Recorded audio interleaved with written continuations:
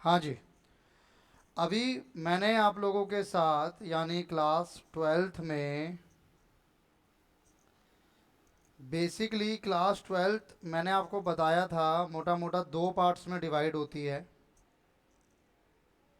एक partnership and एक company. हालांकि एक एनपीओ भी होती है, उसको मैं अभी डिस्कस नहीं कर रहा हूँ, वो हम कर चुके हैं। पार्टनरशिप मैंने आपके साथ डिस्कस की। अब मैं आपके साथ डिस्कस करूंगा या हम लोग स्टार्ट करेंगे अपना सेकंड पार्ट, कंपनी। कंपनी को अगर आप देखोगे ना तो टी एस ग्रेवाल जो कि एक बड़े ऑथर है, उनके अकॉर्डिंग कंपनी का पूरा स्टडी मॉड्यूल या मैं कहूँ पूरा कंपनी उन्होंने दो पार्ट्स में डिवाइड किया हुआ है। पार्ट वन जो कि आपकी वॉल्यूम टू कहलाती है, पार्ट टू जो कि वॉल्यूम थ्री कहलाती है, जिसको आप लोग एनालिसिस के नाम से भी जानते हो। अब सबसे पहले हम बेसिक डिफरेंस समझते हैं कि पार्टनरशिप वर्सेस कंपनी के, पार्टनरशिप और कंपनी में क्या डिफरेंस होता है। पार्टनरशिप में आप लोगों ने मेरे से पढ़ा था कि जहां पर दो या उससे ज़्यादा लोग मिलकर कोई बिजनेस स्टार्ट करते हैं उसको पार्टनरशिप कहा जाता है। पार्टनरशिप में जो सबसे बड़ा पॉइंट है वो ये कि जो पार्टनर्स की लाइबिलिटी होती है, liability of partner is unlimited. यानी कल को खुदा ना खास्ता अगर आपको आपकी पार्टनरशिप फर्म में कोई नुकसान होता है तो उस नुकसान की भरपाई करने के लिए या उस नुकसान की वसूली करने के लिए, उसकी रिकवरी के लिए लोग बाग आपके घर तक भी आ सकते हैं। इसे कहते हैं लाइबिलिटी का अनलिमिटेड होना। लेकिन अगर मैं कंपनी की बात करूं तो ऐसा नहीं होता। कंपनी के केस में जो लाइबिलिटी होती है ऑफ, यहाँ पे एक वर्ड यूज होगा, जैसे वो पार्टनर होते हैं ना, यहाँ पर होता है शेयर होल्डर। यहाँ पर पार्टनर नहीं होंगे, कंपनी के केस में होगा शेयर होल्डर। तो लाइबिलिटी जो शेयर होल्डर की होती है इज लिमिटेड, वो लिमिटेड होती है। कितने तक लिमिटेड होती है, कैसे होती है, वो भी हम समय आने पे आपको बताएंगे। दूसरा जो बेसिक डिफरेंस आपको समझना है कि पार्टनरशिप के केस में जो फंड रेज होते हैं, बेसिकली मैं बात कर रहा हूं कैपिटल। कैपिटल कहां से आती है? Capital is invested bye partner. Partner जो होता है वो कैपिटल इन्वेस्ट करता है। लेकिन कंपनी में जो कैपिटल आती है वो कोई ओनर या कोई शेयर होल्डर नहीं देता। यहां पर basically capital is raised bye issuing shares. Shares को इशू कर कर कैपिटल रेज की जाती है। ये भी मैं आपके साथ डिस्कस करूंगा और यही बेसिकली हमारा चैप्टर भी है। अच्छा, एक पॉइंट आपने सुना था कि भाई जो एग्जिस्टेंस होती है ना पार्टनरशिप की, existence of partnership is affected by admission. अगर किसी नए पार्टनर का एडमिशन होता है तो पार्टनरशिप की एग्जिस्टेंस खत्म हो जाती है। भाई आपके अभी दो पार्टनर हैं, ए और बी। अगर आप एक न्यू पार्टनर को एडमिट करते हो सी को, तो नए पार्टनर हो गए ए बी सी, यानी जो पुराने वाली पार्टनरशिप है ए और बी वो खत्म हो गई, नई पार्टनरशिप बन गई ए बी सी। इसी तरीके से अगर किसी पार्टनर की रिटायरमेंट हो जाए या फिर किसी पार्टनर की डेथ हो जाए तो उस केस में भी पार्टनरशिप क्या हो जाती है? अफेक्ट हो जाती है। यानी पुरानी वाली पार्टनरशिप खत्म हो जाएगी, नई वाली पार्टनरशिप बन जाएगी। सी, अगर मैं सी की बात करूं तो यहां पर चेंज इन पीएसआर, अगर आप प्रॉफिट शेयरिंग रेशियो में चेंजेस करते हो तो उसको भी रिकॉन्स्टिट्यूशन ऑफ पार्टनरशिप फॉर्म माना गया है। रिकॉन्स्टिट्यूशन ऑफ पार्टनरशिप माना गया है कि भाई पुरानी पार्टनरशिप खत्म हो गई है, नई पार्टनरशिप बनेगी। लेकिन कंपनी में ऐसा नहीं होता। कंपनी में एक उसका फीचर है परपेचुअल एग्जिस्टेंस। परपेचुअल एग्जिस्टेंस कहता है वन में कम एंड वन में गो। कोई आए या कोई जाए, इससे कोई फर्क नहीं पड़ता। Company will continue. कंपनी अपना काम जैसे करती है वो वैसे ही करती रहेगी। कंपनी की एग्जिस्टेंस पर कोई फर्क नहीं पड़ेगा, चाहे कोई पार्टनर आए यानी कि कोई शेयर होल्डर आए या कोई शेयर होल्डर चला जाए, उससे कंपनी पे कोई फर्क नहीं पड़ता।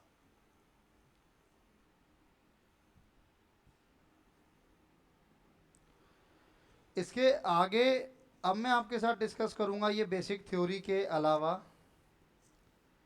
Issue of securities. देखो, अब मान लो कंपनी है, एक कंपनी है, एज्यूम करो आप जानते हो उस कंपनी को, छोटी सी एक कंपनी है टाटा लिमिटेड। टाटा लिमिटेड को एक नया प्रोजेक्ट डालना है। Tata limited want to introduce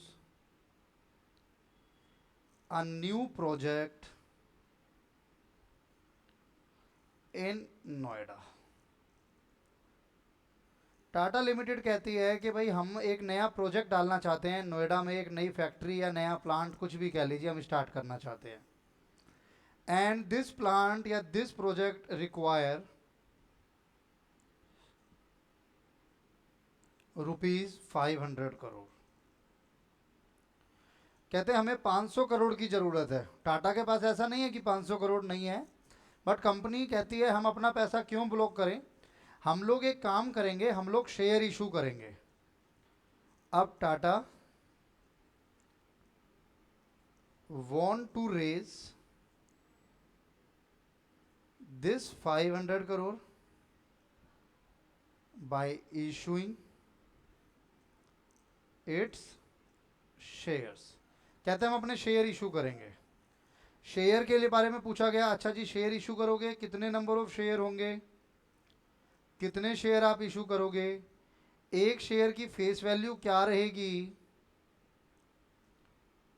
face value of a share. तो टाटा ने बोला हम लोग जो रखेंगे, हम लोग 5 करोड़ कर लेते हैं, हम लोग 5 करोड़ शेयर इशू करेंगे और एक शेयर की वैल्यू 100 रुपीज रहेगी पर शेयर। डन।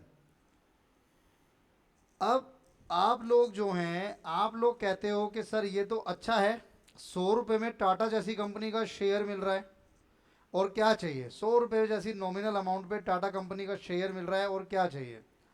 अब आप ही लोगों में से कुछ लोग हैं, मान लो कनव जी कहते हैं कि मैं 1 लाख शेयर परचेज करूंगा, 1 लाख शेयर्स। क्रिश कहता है अगर कनव 1 लाख परचेज करेगा मैं 2 लाख शेयर परचेज करूंगा।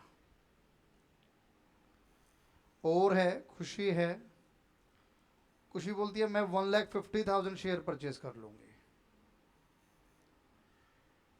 मान्या है, मान्या बोलती है मैं 2,50,000 शेयर परचेज करूंगी। अब अगर ये शेयर आप परचेज करना चाहते हो तो ऐसे हवा में बोलने से शेयर परचेज नहीं होंगे, आपको जो भी इनका प्राइस है वो पे करना पड़ेगा। ₹100, ₹100, ₹100, यानी कि कहीं ना कहीं 1 lakh 1 CR, 2 CR, 1.5 CR, 2.5 CR। ये पेमेंट कनव आपको, क्रिश, खुशी, मान्या, आप लोगों को ये पेमेंट मिलाकर देनी होगी कंपनी को। और आप जैसे ही और हजारों लाखों शेयर होल्डर होंगे, जब आप ये परचेज करोगे तो आप कहलाओगे टाटा कंपनी के शेयर होल्डर।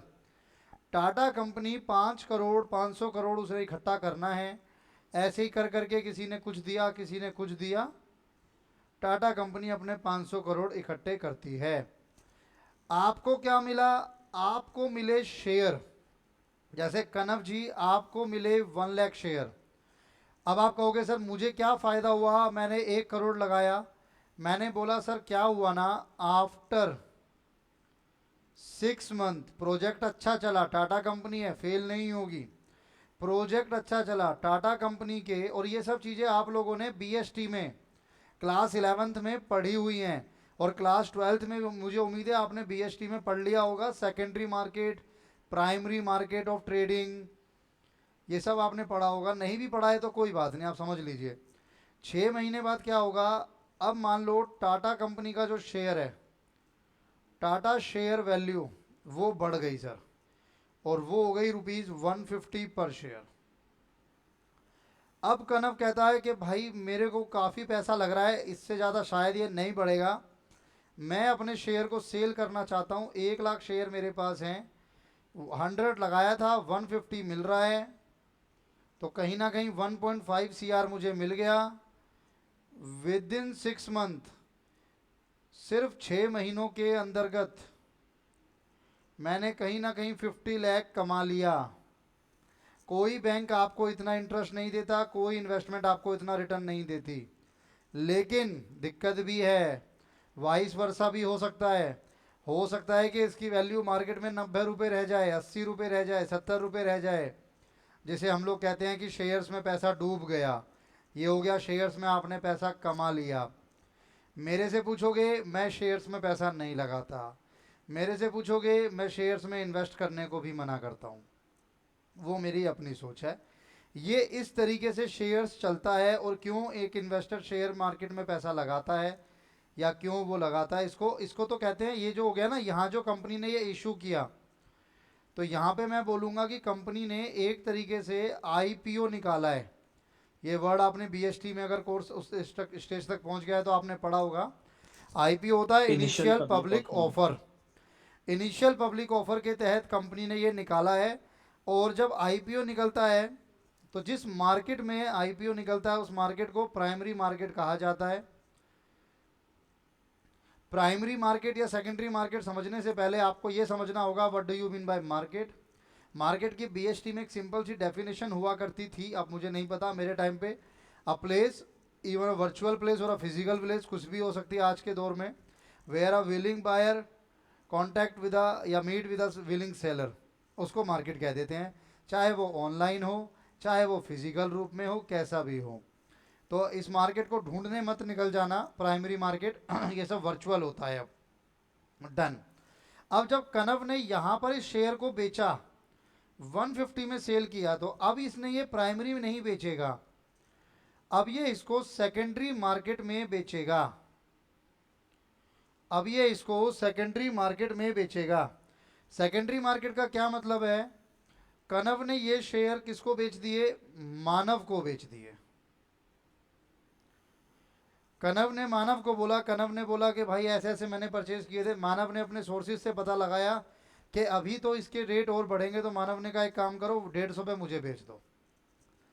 कुछ इस तरीके से शेयर होल्डर, क्योंकि ना लगातार ये डाउट आता है एज अ स्टूडेंट आपका कि सर क्यों हम लोग पैसा लगाएंगे या हम क्यों पैसा देंगे। अच्छा, कंपनी को क्या फ़ायदा हुआ, कंपनी की जेब से पैसा नहीं लगा सर।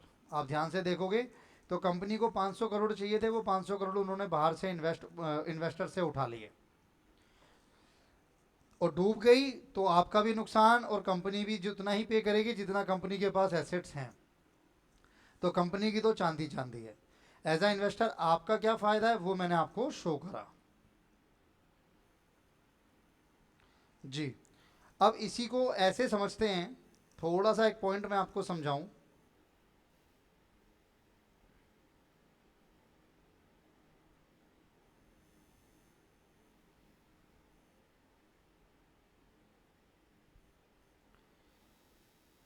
ये टाटा कंपनी है, टाटा कंपनी ने शेयर निकाले। अब ये मैं आपको सिर्फ एक पॉइंट समझा रहा हूँ, हालांकि आज के टाइम पे ये सब ऑनलाइन होता है, लेकिन फिर भी आपके माइंड में एक इमेज होनी चाहिए, क्योंकि एक पॉइंट मुझे आगे समझाना है जिसके लिए इस पिक्चर की ज़रूरत पड़ेगी। अब ये हैं हमारे यानी टाटा कंपनी के पोटेंशियल शेयर होल्डर। आईपीओ की बात चल रही है अभी, आईपीओ प्राइमरी मार्केट। ये कुछ शेयर होल्डर है, डन। अभी मैंने आपको बताया था टाटा कंपनी ने बहुत सारे शेयर निकाले थे, 5 करोड़ 100 रुपए का एक। क्या टाटा कंपनी पूरे 100 रुपए आपसे एक साथ मांगेगी? नहीं, the answer is no. Tata company कहेगी कि अमाउंट जो भी है ना ₹100, ये ₹100 आपको एक साथ नहीं देना। इसकी हमने एक टाइमलाइन बना ली। सबसे पहले आपको जब आप अप्लाई करोगे शेयर्स, तो आपको एप्लीकेशन के एक काम करना, 10 रुपए दे देना बस। 1 से 2 महीने बाद कंपनी आपको अलॉट करेगी, शेयर अलॉट करेगी, तब आप कंपनी को आप 20 रुपए देंगे। फिर कंपनी आपसे फर्स्ट कॉल मांगेगी, फिर आपको फर्स्ट कॉल देना पड़ेगा 40 रुपए। फाइनली कंपनी आपसे सेकंड कॉल मांगेगी और फिर आपको सेकंड कॉल देना पड़ेगा 30 रुपए। 30 का मतलब बैलेंस हो गया 40, 60, 10, 70 और 30, 100। तो ऐसा नहीं है कि 100 रुपए पूरे के पूरे आपको एक साथ देने हैं। आपको 100 रुपए देने के लिए टाइम मिलता है। क्या टाइम मिलता है क्या नहीं, ये आपके कोर्स का पार्ट नहीं है। तो इसके बीच में क्या टाइम गैप है उससे आपको कोई लेना देना नहीं है। बस आपको ये चीज़ समझनी है कि जो पैसा कंपनी आपसे मांग रही है, वो पैसा आपसे इंस्टॉलमेंट पे मांग रही है। इंस्टॉलमेंट के नाम बड़े ही सोच समझ के रखे गए हैं। ये जो पोटेंशियल शेयर होल्डर है, मान लो ये बंदा 1000 शेयर परचेज करना चाहता है, तो इसके हाथ में आज के दिन पे कितना पैसा होना चाहिए अगर ये शेयर अप्लाई करने जा रहा है? ये जा रहा है सर, उछल उछल के जा रहा है, ये विंडो से इसने अंदर दिया, फॉर्म देगा ये और अमाउंट देगा। कितना अमाउंट इसके पास चाहिए तभी ये दे पाएगा? 1000 शेयर लेने हैं भाई, 1000 शेयर पे कम से कम 10 रुपए दो, तो 10,000 आपको कंपनी के पास जमा कराने पड़ेंगे सबसे पहले, तभी माना जाएगा कि आपने शेयर्स के लिए अप्लाई किया है। मैं बार बार इस फोर्स कर रहा हूं इस वर्ड पे, अप्लाई कर रहा है आप। पहले आप अप्लाई कर रहे हो, फिर कंपनी चेक करेगी आपकी पोजीशन, कंपनी चेक करेगी। अब मान लो एक ये विंडो है, ये विंडो ओपन रहेगी 15 दिन के लिए, एक टाइम पीरियड होगा जब जाके ये विंडो अपने आप क्लोज हो जाएगी। ध्यान रखना किसी का हाथ ना आ जाए इसमें। तो जब ये क्लोज हो जाएगी तो यहाँ पर आपके पास अब ढेर लग गया फॉर्म्स का।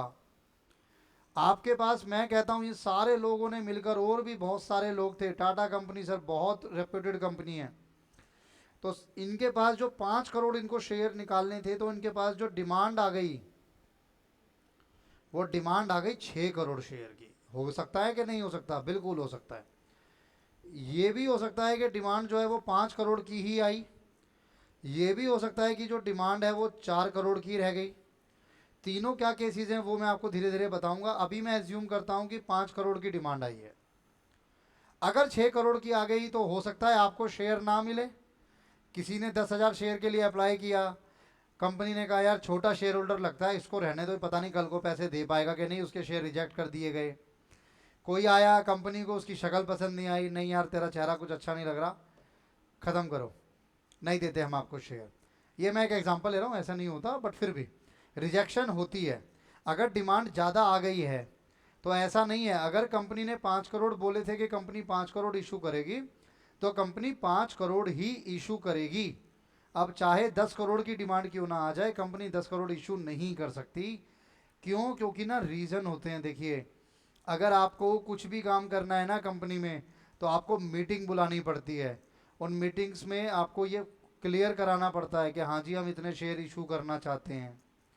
अब हम इतने शेयर इशू करें कि ना करें, ये मीटिंग में अप्रूवल्स लेना पड़ता है, तो फिर दोबारा से अप्रूवल लेना, फिर झंझट है दुनिया भर के। तो अब ये क्या किया इन लोगों ने, अप्लाई किया। तो सबसे पहले अप्लाई किया तो 10 रुपए देने हैं।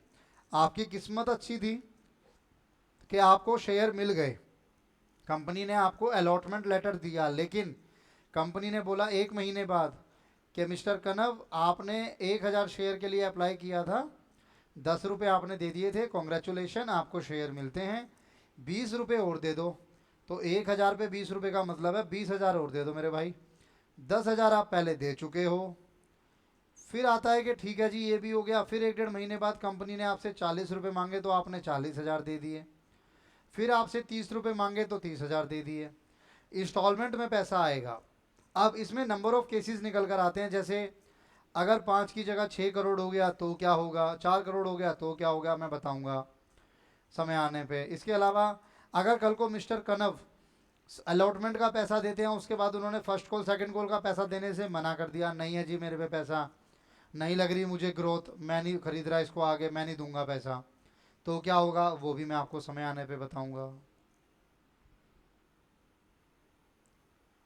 देखो, फॉर एग्जाम्पल आप शोरूम पे जाते हो, आप शोरूम पे जाते हो, शोरूम पे गए, अभी कोई नई कार एज्यूम कर लो लॉन्च हुई है, कोई बता दो यार, चलो एमजी की कार आई थी, एमजी हेक्टर आई थी जब इंडिया में अभी लॉन्च हुई थी। एमजी हेक्टर का मेरा मन हुआ कि यार एमजी हेक्टर लेते हैं, बढ़िया गाड़ी है। मैं एमजी शोरूम पहुंचा और मैंने उनसे बोला कि भाई मुझे गाड़ी चाहिए। कहते यार गाड़ी जो है ना वो अभी स्केयर में है, अभी दिक्कत है, गाड़ी की प्रोडक्शन हो नहीं पा रही है। मैंने कहा कोई बात नहीं, बताओ कैसे रहेगा। कहता आप एक काम करो सुमित जी, 10,000 रुपये जमा करा जाओ एप्लीकेशन फॉर्म के साथ, 10,000 जमा करा दो, अगर आपकी गाड़ी आई, आपके नाम पर आई, प्रोडक्शन बनी, तो हम आपको दे देंगे। मैंने कहा ठीक है जी। 10,000 मैंने जमा कराए। अब आगे जाके दो सीन बनते हैं, ये सेम ऐसे ही समझना जैसे शेयर है, M G Hector equal to share, same बात है दोनों। मैंने 10,000 जमा कराए, कंपनी का मेरे पे फ़ोन आया कि सर सॉरी, इंडिया में माल सही नहीं बिका, हम आगे प्रोडक्शन नहीं कर रहे, आपका पैसा आपको रिफंड हो जाएगा। डन, मेरा पैसा मुझे रिफंड हो गया, कहानी ख़त्म। सेकंड सिनेरियो, कंपनी का फ़ोन आया, सुमित जी कॉन्ग्रेचुलेशन, आप एम जी हेक्टर के ओनर हो, आ जाइए आगे की फॉर्मेलिटीज़ पूरी कर लेते हैं। मैंने कहा ठीक है। मैं पहुंचा, मैंने आगे की फॉर्मेलिटी में बोला कि भाई एक काम करो, कितने की गाड़ी है, 15 लाख की, पूरा लोन करा दो। मेरे पे पूरा 15 लाख का लोन हो गया। 1-1 लाख रुपए की मेरे पे इंस्टॉलमेंट बन गई, मान लो 15 महीने की। अब ये इंस्टॉलमेंट कुछ ऐसे ही है जैसे अलॉटमेंट, ये मैंने 1 लाख दे दिए, उसके बाद मैंने नहीं दिए, तो अब मुझे बताओ, अगर मैंने आगे की इंस्टॉलमेंट नहीं दी तो क्या कंपनी मुझे कहेगी कोई नहीं सुमित जी आप अच्छे आदमी हो, हम आपका पैसा वापस करते हो और एम जी एक्टर हमें वापस दे दो? नहीं सर, वो मेरी गाड़ी भी उठा के ले जाएंगे बैंक वाले, जिसे कहते हैं जब्त करना। और वो वर्ड यहाँ पर भी यूज़ होगा शेयर्स में भी, हम लोग उसको कहते हैं फोर फीचर। आपने स्कूल में सुना होगा अगर किया है चैप्टर अभी, फोर फीचर। अब मुझे ये हिंदी में तो नहीं लिखा जाएगा, पता नहीं, जब्त करना होता है कि आपकी गाड़ी भी उठा ली जाएगी, और जो आपने 10,000 शुरू में दिए थे और एक किस्त जो आपने लाख की दी थी वो भी आपको रिफंड नहीं होगा। तो सेम वही गाड़ी वाला केस आपके शेयर्स पे भी लगता है, बाकी डिटेल में मैं आपको बताऊंगा। अब ये तो था आपके पास बेसिक। अब मैं आपके साथ इसकी थोड़ी सी अकाउंटिंग डिस्कस करता हूँ। एक बेसिक एग्जांपल लेता हूँ अकाउंटिंग के लिए कि मान लो, अच्छा आपको एक पॉइंट मैंने बहुत बार क्लियर किया कि सबसे पहले प्रोसीजर क्या है, सबसे पहले जो पोटेंशियल शेयर होल्डर्स हैं वो अप्लाई करेंगे। आफ्टर डेट कंपनी डिसाइड करेगी कि उनको शेयर होल्डर बनाना है या नहीं बनाना है। अगर बनाना है तो फिर उनसे आगे इंस्टॉलमेंट मांगी जाएगी। तो इसी एग्जांपल को अपने माइंड में फिट कर लेना। एक कंपनी है A B C limited,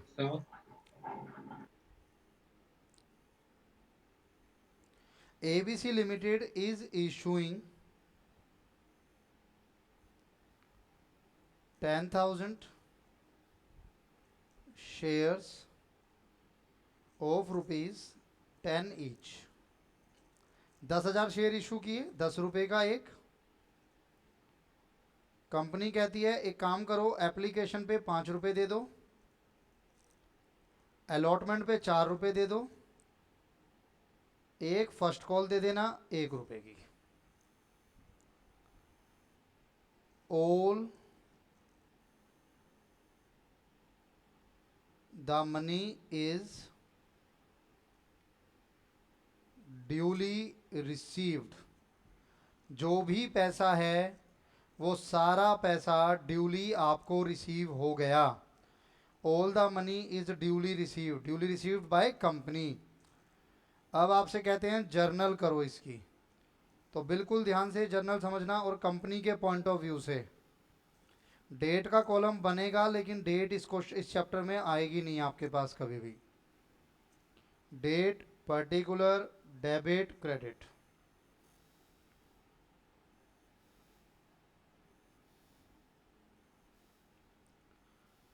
company के पॉइंट ऑफ व्यू से सबसे पहले पोटेंशियल शेयर होल्डर ने 10,000 शेयर पे 5 रुपये कंपनी को पे किए होंगे, तो कहीं ना कहीं कंपनी का बैंक इंक्रीज हो गया।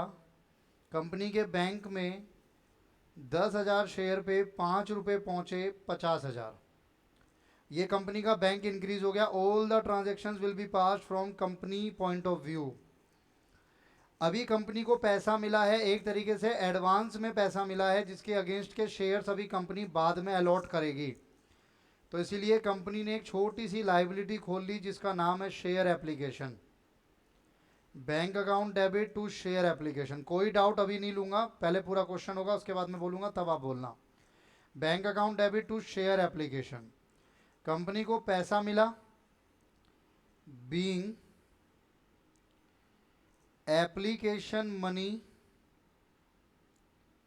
अभी मैं बिल्कुल सिंपल क्वेश्चन लेके चल रहा हूं कि जितने शेयर कंपनी ने इशू करे उतने ही शेयर्स की डिमांड आई। ज़्यादा आएगी कम आएगी तो क्या होगा वो इन फ्यूचर मैं आपके साथ डिस्कस करूंगा। अब क्योंकि जितने इशू करे थे उतने की डिमांड आई, तो कंपनी ने कहा ठीक है जी 50,000 आ गया, 10,000 शेयर की डिमांड आ गई है, तो एक काम करो इनको इशू कर देते हैं। तो जैसे ही हम इशू करेंगे तो जो मैंने अपनी छोटी सी लाइबिलिटी बनाई हुई है शेयर एप्लीकेशन अकाउंट डेबिट, वो लाइबिलिटी खत्म हो जाएगी और ये पैसा चला जाएगा कंपनी की कैपिटल में। कंपनी की कैपिटल को नाम दिया गया है शेयर कैपिटल। कैपिटल का नेचर पहले भी क्रेडिट होता था, कैपिटल का नेचर अभी भी क्रेडिट रहेगा। Being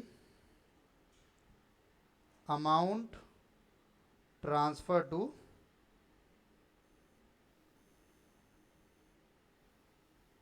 share capital. थर्ड, ये मेरी पहली एंट्री। हर एक इंस्टॉलमेंट की ना कहीं 2 एंट्रीज रहती हैं। अब इसमें क्या हुआ, आपको पहले पैसा मिला फिर आपने उसे कैपिटल में ट्रांसफर कर दिया। अब आप क्या करोगे, अब आपने तय कर लिया हाँ जी ये लोग हैं जो हमारे शेयर होल्डर हैं। अब इसके बाद शेयर होल्डर आपको पेमेंट नहीं करेगा, पहले आपको उससे पेमेंट मांगनी पड़ेगी। तो अलॉटमेंट का पैसा जब आप मांगोगे तो आप अपना रिसीवेबल क्रिएट करते हो। शेयर अलॉटमेंट अकाउंट डेबिट, ये आपने अपना रिसीवेबल क्रिएट किया। 10,000 शेयर पे 4 रुपये के हिसाब से 40,000, और अमाउंट आपने ड्यू बेसिस पर कैपिटल को इंक्रीज कर दिया टू शेयर कैपिटल। ये आपने ड्यू किया है, अभी अमाउंट आपको मिला नहीं है। अभी आपने लोगों के घर फ़ोन किया कि जी एक काम करो अलॉटमेंट का पैसा देना है आपको, वो दे जाओ। लोगों ने कहा हाँ जी आएंगे। Being allotment money due,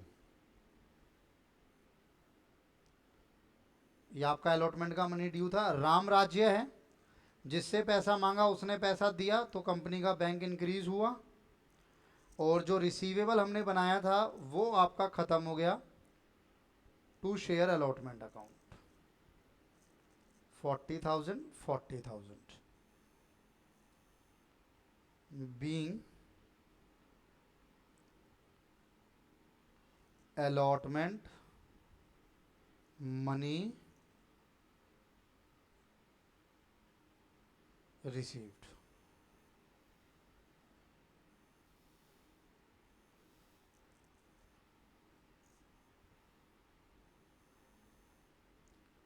fifth, अब इसी तरीके से आप फर्स्ट कॉल का पैसा मांगोगे। Share first call account debit, 1 रुपया बचा था, 10,000 इंटू 1, और ड्यू बेसिस पे आप उसको कैपिटल में ट्रांसफ़र कर देंगे to share capital account being first call money due. Sixth, अब आप एज्यूम करेंगे कि सारा पैसा आपको मिला है। Bank account debit to share first call 10,000 10,000 being first call money received.